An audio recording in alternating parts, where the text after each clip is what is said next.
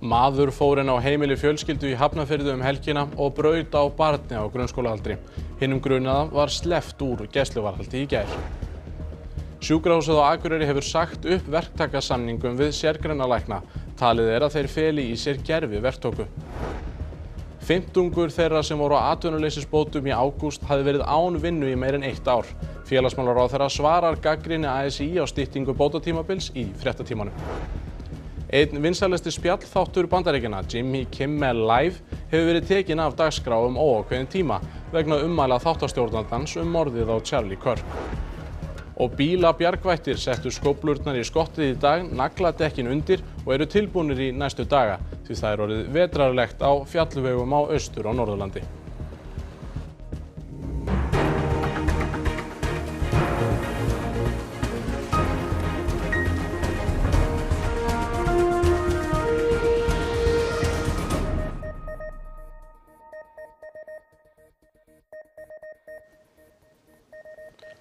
Komið þið sæl. Lögregla handtók helgina karlmann sem grunaður að hafa farið inn á heimili fjölskyldu í Hafnarfirði og brotið á barni. Manninum var sleppt úr haldi í gær. Heimildir fréttastofu herma að maðurinn hafið að næturlagi aðfaranótt sunnudagsins 14. september farið inn á heimili fjölskyldunar og brotið þar á barni á grunnskólaaldri. Tengsl eru á milli foreldra barnsins og mannsins en þau eru ekki tengd fjölskylduböndum. Lögregla verst allra frétta af málinu en það er litið mjög alvarlegum augum og áhersla lögð á rannsóknina. Farið var fram á gæsluvarðhaldi yfir manninum og dómari við Héraðsdóm Reykjaness féllst á stutt varðhald á grundvelli rannsóknarhagsmuna. Manninum var sleppt úr haldi í gær.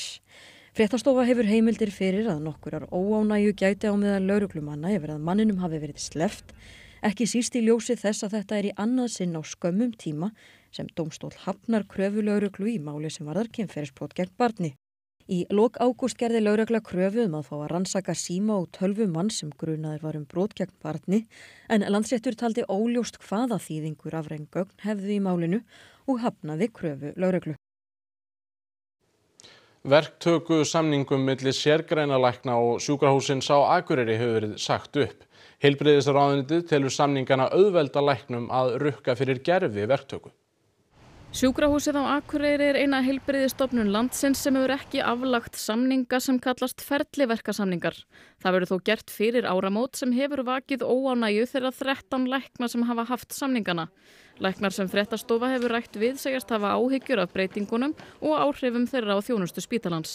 Það eru samningar en í gildi sem við erum að fara yfir og viljum bara fá að fara yfir með okkar sérgreinalæknum og leita bara að lausnum svo við getum verið með okkar góðu öflugu þjónustu áfram eins og hún er.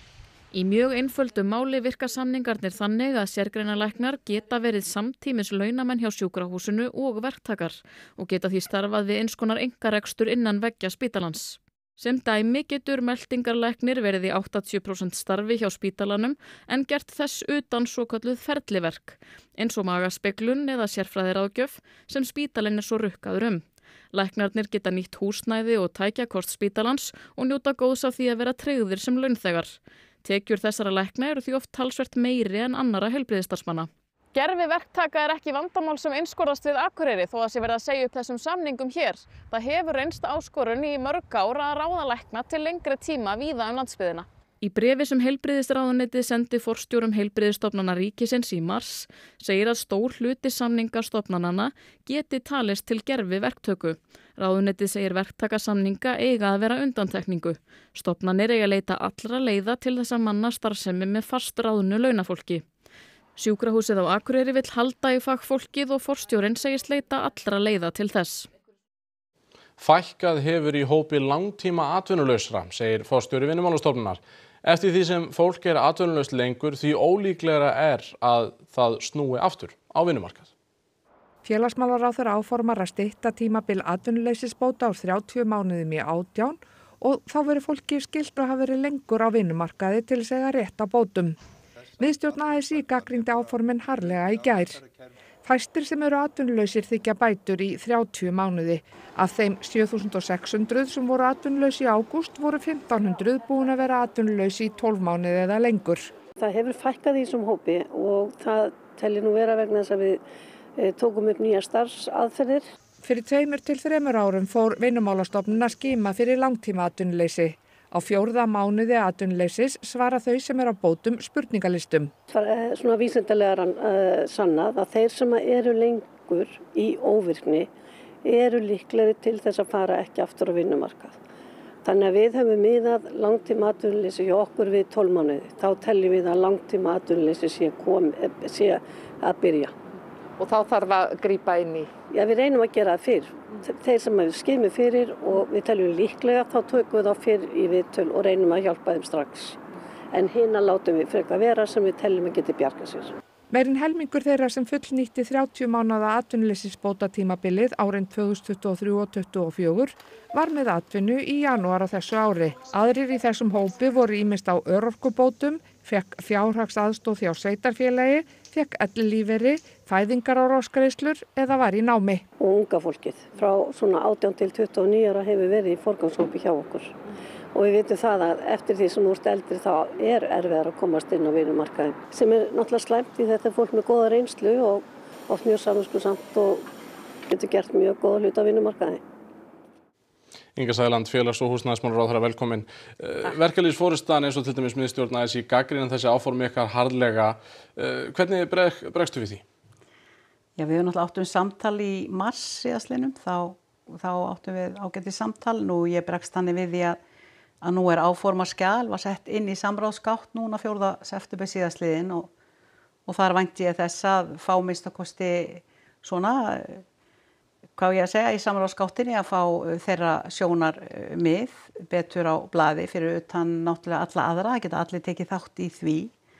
Þannig að við höfum bara átt í ágætis samtali en það eins og ég segi, það náttúrulega við erum bara rétt að byrja þessa vegferð og frumvarp er ekki komið fram og þegar það kemur fram þá kemur annað ferli sem er umsagnarferli og síðan fá þeir aðilar gjarnan að koma fyrir fastanefndina sem er með málið á sínum höndum. Þannig að samráðið verður þá haft svona síðar meira því að forseti ASÍ stóð þar sem þú stendur í gær í kvöldfréttum og sagði að ekkert samráð hefur verið haft. Er það ekki rétt?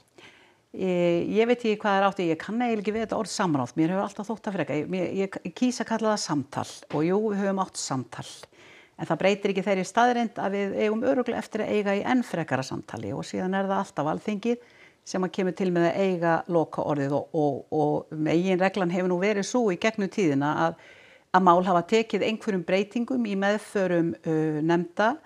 En meginmarkmið okkar er að taka utan fólkið og aðstoða fólki við að koma þeim fyrir virkni. Við vitum alveg þá sorglegu stöðu sem að verður uppi þegar fólk festist í einmitt langtíma vanvirkni.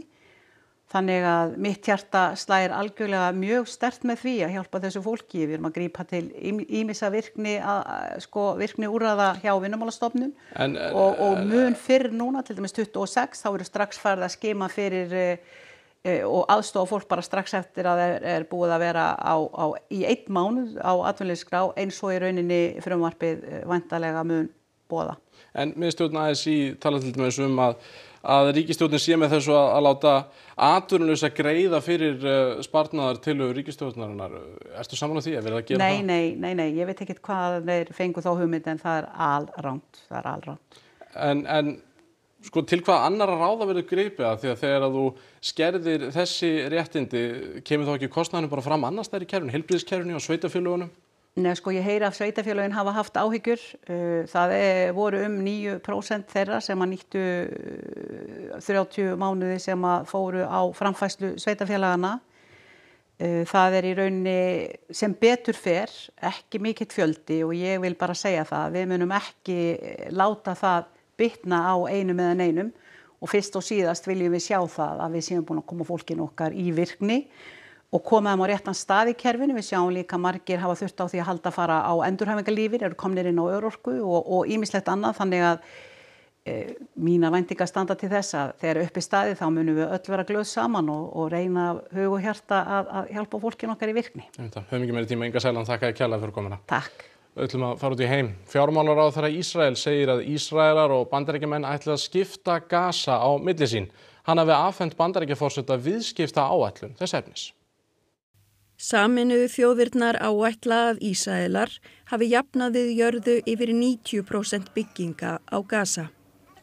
Ísraelskir ráðherrar hafa rætt opinberlega áform að reka alla Palestínumenn frá Gaza, taka yfir landsvæðið og koma þar upp byggð fyrir Ísraela. יש תוכנית עסקית, תקשיבו לי טוב, יש תוכנית עסקית שנבנתה על ידי אנשים הכי מקצועיים שיש, שנמצאת על השולחן של הנשיא טראמפ. לאיך הדבר הזה הופך לבוננזה של נדל"ן, אני לא צוחק, מחזיר את עצמו. Fjármálaráðherrann sagði að niðurrifi, eins og hann orðaði hernað Ísraela, væri lokið og að brátt kæmi að uppbyggingu. Viðræður væru hafnar skiptingu Gaza sem tilheyrir Palestínu milli Bandaríkjamanna og Ísraela. Bandaríkjastjórn hefur ekki tjáð sig yfirlýsingar ráðherrans.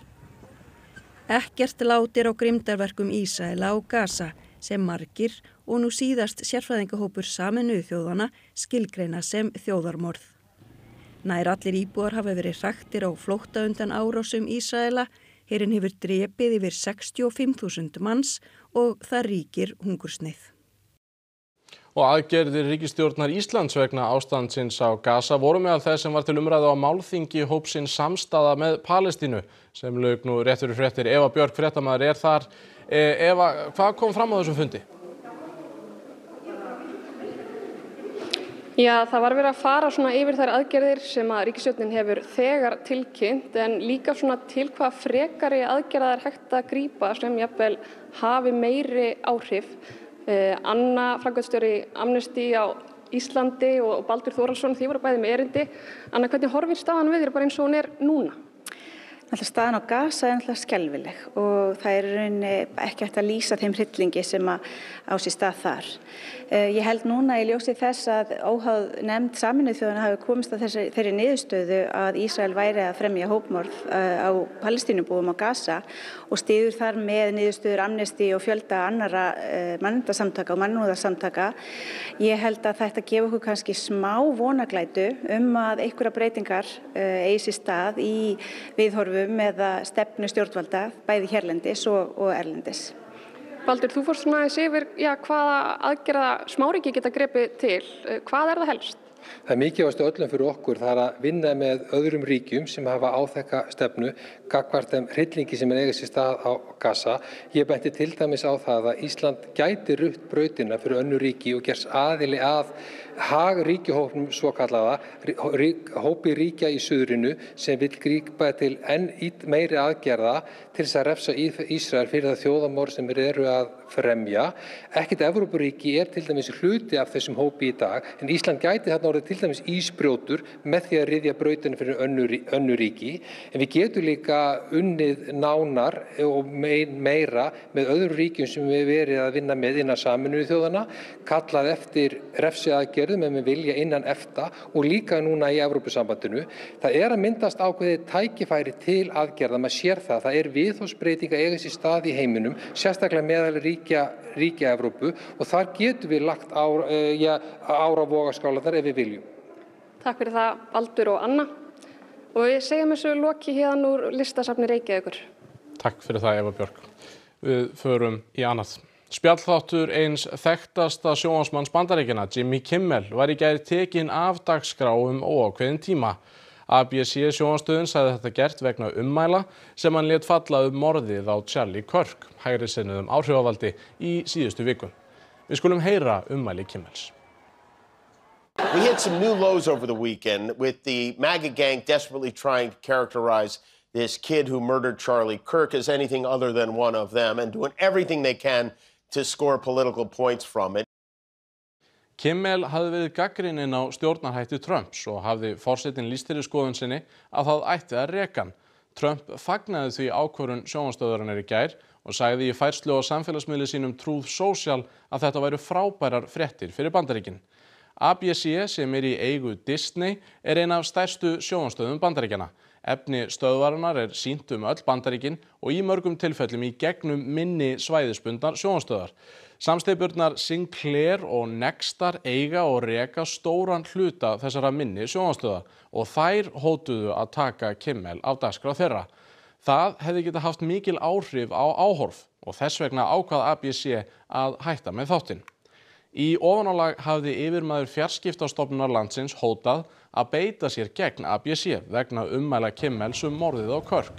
Tíðindin komu stuttu fyrir fyrirhugaða útsendingu þáttarins í gærkvöld og gestir sem ætluðu að horfa í sjónvarpssal heyrðu fréttirnar þar. Because I was very excited to watch the show, but there was no explanation at all. They just came out, they told us, we're really sorry guys, sorry for the inconvenience. I'm just going to have to ask everyone to leave. And there was no explanation, like we were keep asking each other. And we didn't know what was going on. But now we're going to have to find something else to do at 11:35 every night because late night is just becoming extinct, you know. Yeah, late night and the freedom to speak your mind.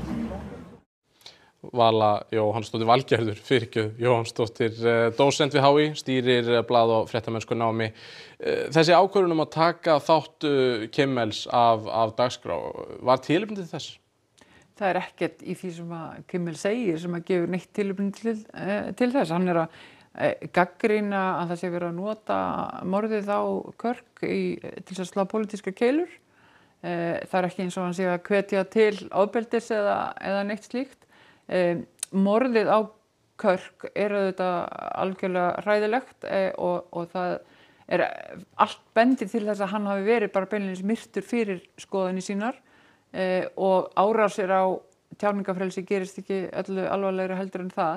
Þannig að það svo kaldhæðnislegt að þá sé verið að nota hans nafn og fyrir að í nafni tjáningafrelsis að reka fólk fyrir að lýsa skoðunum eða sjónarmiðum sem að Trump-stjórninni ekki þóknanleg og það ekki bara þannig að Kimmel hafi verið látin fara eða hans þáttur heldur hefur fjöldinn allur að bara venjulegum ríkisstarfsmönnum, kennurum, slökkviliðsmönnum verið sagt upp af því að þeir hafa látið einhver ummæli falla á samfélagsmiðlum sem að Trump og hans stuðningsfólki hefur þótt óviðeigandi og þetta bara svo ósvífið að vera að gera þetta í nafni tjáningafrelsis að það bara næri ekki nokkru tali.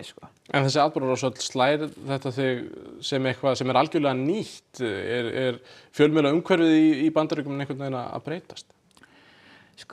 Manni dettur einnig helst í huga að það sé hægt að benda á McCarthyismann, það tímabili í bandarískri sögu á 7. áratugnum þegar að stjórnvöld sáu kommúnista í hverju horni og listamenn, fjölmiðlafólk, verkalýðsforingar og opinberir starfsmenn voru ofsattir og mistu vinnuna í hrönnum. En ég verð að segja að það eitt af því sem hefur komið manni svo óvart við það sem hefur verið að gerast í Bandaríkjunum núna á þessu öðru kjörtímabili Trump sem forseta hvað einhvern veginn varnirnar í bandarísku samfélagi í stjórnarskráni, í stjórnskipaninni sjálfri hafa reynst einhvern veginn máttlausar og svo það þar ekki fjórðavaldið sem hægt að segja að sé kannski að bregðast í að árásir Trumps og hans stjórnar hafi ekki bara beinst gegn fjölmiðlum heldur líka háskólum, lögmannsfyrirtækjum, rannsóknarstofnunum, vísindamönnum og fleiri og það svo mörg dæmi að menn hafa bara einfaldlega lúffað og greitt einhverjar sáttagreiðslur, reki fólk, breytt stefnu til þess að svona kaupa sér einhvern frið og mér finnst þetta bara umhugsunar efni fyrir okkur öll og mjög svona skuggaleg þróun. Valgerður Jóhannsdóttir, þakka þér kærlega fyrir þetta. Færri segjast trúaðir en áður, samkvæmt nýjum þjóðarpúlsi Gallups. Trúuðum fækkar í öllum aldurshópum nema þeim yngsta. Þetta í fyrsta sinn í 10 ár sem Gallup spyr fólk út í trúrækni. Alls segjast 40% vera trúuð en voru 53% síðast og fækkar því nokkuð milli kannana. Aðeins 20% segjast þó vera trúleysingjar, aðrir 40% segjast einfallega ekki vera trúaðir. Mest það að fólki í elsta aldurshópnum sé trúað eða 70% en síðan dregur úr trúrækni með aldri.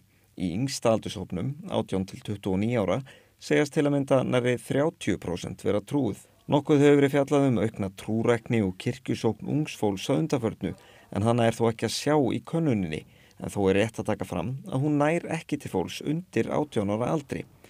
En yngsti hópurinn og sá elsti eru þeir einu, það sem ekki hefur fækkað í hópi trúaðra síðasta áratuginn, heldur fjölgað lítillega. Myndirðu segja að þú væri trúaður? Já, ég myndi alveg segja það, en ekki eitthvað svona svakalega, bara svona smá. Sko, nei, en ég held ég muni samt finna Guði bráðum, sko. Það ekkert endilega svona sérstök trú, það meira svona, ég trúi á svona einhvern ytri mátt eða eitthvað þannig, en ekkert svona sérstakt, ég ekkert að fylgja einhverju svona sérstöku. Nei, ég misti trúna þegar ég var svona 6-7 ára, eitthvað svoleiðis. Já, ég myndi alveg segja það. Hvað felst í því? Bara að trúa á Guð, skilurðu, ég held að segja ekkert annað. Ég trú á vísindi, allir trú á einhverju. Það trúarbrögð? Það atheism, já. Ég allavega í kirkjunni, þetta skráð, en ég byrja að hugsa mér út í þetta og vil fyrir að læra meira hvert einasta án ég ákveða hvar ég stend. Ég að leita, en ég ekki alveg búin að finna hann, en hann kemur. Biskup Íslands segir svör unga fólksins gefa fyrirheit til framtíðar. Hún segir að trú fólks sé mjög persónuleg og ekki hægt að ætlast til þess að fólk skilgreini sig sem trúað. Og það að 41% Íslendinga skuli svara því að þau séu trúaðir einstaklingar mjög stórt. En yngsti hópurinn, það ef til vill svolítil vísbending þar, enda berast nú þær fréttir úr söfnuðum landsins að það sé að fjölga bæði börnum sem að láta ferma sig og að skírnum sé að fjölga aftur. Þannig að það, ef til vill það vísbendingum að eitthvað sé að gerast þarna og þegar það fækkar í svona miðjuhópunum að þá áhugavert að skuli fjölga í einmitt yngsta og elsta. Hlutfall landsmanna í þjóðkirkjunni hefur lækkað umtalsvert frá því fyrir nokkrum áratugum og nú eru rétt 55% skráði í kirkjuna. Biskup segir að núorðið megi skýra breytinguna helst með skráningum barna, en þau eru ekki lengur sjálfkrafa skráði í trúfélag móður og með fjölgun erlendra ríkisborgara, þótt vissulega sé eitthvað úrsagnir. Ég sé á eftir hverju einustu mannesku sem að fer úr þjóðkirkjunni og býð hana velkomna tilbaka og langar að sjálfsögðu til þess að sem flest fólk tilheyri þjóðkirkjunni, en ég vil líka fólk tilheyri þjóðkirkjunni vegna þess að það vill það. Vegna þess að það heldur ekki heilbrigt fyrir samfélag að 90% tilheyri sama trúfélagi. Pólverjar verða að sýna Rússum að þeir standi saman og séu ekki einir, heldur njóti stuðnings Evrópuríkja og NATO. Þetta segir forseti öldungadeildar pólska þingsins sem í opinberri heimsóknir á landi. Małgorzata Kidawa-Błońska byrjaði daginn á að hitta forseta Alþingis. Síðar átti hún fund með forseta Íslands og forsætisráðherra. Þá ætlar hún að hitta fulltrúa Pólverja sem búa á Íslandi og pólska samtaka hérlendis. Hún segir að þrátt fyrir mikla skautun í Pólandi sé kosningabaráttunni lokið og Pólverjar kunni að standa saman í mikilvægu málum. Það eigi við nú þegar huga þurfi að varnarmálum. Að hennar mati Póland vel undirbúið til að takast á við þær áskoranir sem fyrir liggja. Oczywiście w interesie Polski i w interesie krajów europejskich jest to, żeby obecność Stanów Zjednoczonych na terenie Europy była widoczna i znacząca i żeby Amerykanie dali jasny i mocny sygnał dla Rosji, że Europy nie zostawią. To my wiemy, że kraje europejskie w NATO muszą przygotowywać się, zwiększać wydatki na uzbrojenie, zwiększać swoje przemysły obronne, zwiększać nowoczesność armii i nikt za nas tego nie zrobi i chyba w Polsce na pewno, bo Polska od dawna o tym mówiła, ale w większości krajów europejskich jest przekonanie, że niezależnie od tego, że jesteśmy w NATO, musimy także jako Europa samodzielnie przygotowywać się na bronienie własnego terytorium, wartości, bo przecież to, co robi Rosja, to nie jest tylko chęć wpływania na życie polityczne, gospodarcze, ale także to jest wojna o wartości. Öryggis- og varnarmál voru í brennidepli á fundi Kidawa-Błońska og Kristrúnar Frostadóttur forsætisráðherra. Kristrún segir djúp tengsl á milli ríkjanna tveggja mikilvæg. Yfir 7%, í kringum 7% landsmanna koma í grunninn frá Pólandi Og það þýðir auðvitað að sko, þegar það uppkoma mál í Póllandi þá vekur það upp tilfinningar hér heima og það þýðir líka þekking fólks á því hvað í gangi í Póllandi meiri, það meiri tilfinningatengd því og þetta getur verið mjög jákvætt í svona kringumstæðum ef styrkja þarf einhvers konar auka við aðstoð á tímum sem þessum. En við höfum auðvitað alltaf átt mjög gott samband við Pólland og það mun bara styrkjast núna í framtíðinni. Yfir í allt annað. Íbúar á Norður- og Austurlandi vöknuðu við vetrarfærð á fjallvegum, hálku og krapa og það verður svo næstu daga. Á Egilsstöðum gerðu verktakar sem hjálpa ferðamönnum í vanda sig klára fyrir vetrarvertíð. Haustið líður og í morgun vöknuðu héraðsbúar undir hvítum fjöllum. Á morgun gul viðvörun vegna vinds á Austfjörðum og Suðausturlandi og upp á Fjarðarheiði til Seyðisfjarðar var í morgun vetrarlegt að litast. Krapahríð hafði skilið eftir sig klakabrynjur á skiltunum. Yfir hádaginn sólin fljót að vinna á snjónum en fram á sunnudag má búast við ísingu, hálku og krapa á fjallvegum. Í dekkjahöllinni á Egilsstöðum var þó lítið að gera í umfelgun í dag en starfsmenn unnu við að negla ný dekk til að undirbúa vertíðina. Formlegur nagladekkjatími hefst ekki fyrr en eftir 1,5 mánuð en sumir geta ekki farið eftir því dagatali. Neyðarþjónusta Austurlands setti naglana undir í dag. Við ætlum bara að vera tilbúin fyrir nóttina og getur verið að koma hvítt í fjöllin og maður getur að fara út og festa sig og það er gott að vera öllu viðbúin. Við erum mest að vinna fyrir bílaleigurnar og svo bara heimfólk og Íslendingar á ferðinni. Það verður að setja skóflurnar í bílinn. Þetta verður eitthvað notað í kvöld og næstu daga. Nú verður þetta að byrja, þessi vertíð. Það er bara svoleiðis. Nú Guðrún Sóley, Kastljósið í kvöld, hvað á dagskrá? Við ætlum að fjalla uppsögn Jimmy Kimmel, afleiðingarnar og áhrifin sem hún mun hafa til lengri tíma og það er Bergur Ebbi Benediktsson sem ætlar að rýna í það. Svo rifjum við upp Biggest Loser Ísland, þættir sem eru kannski á allra vörum akkurat núna vegna þess að það voru heimildaþættir sýndir amerísku útgáfuna á Netflix í sumar.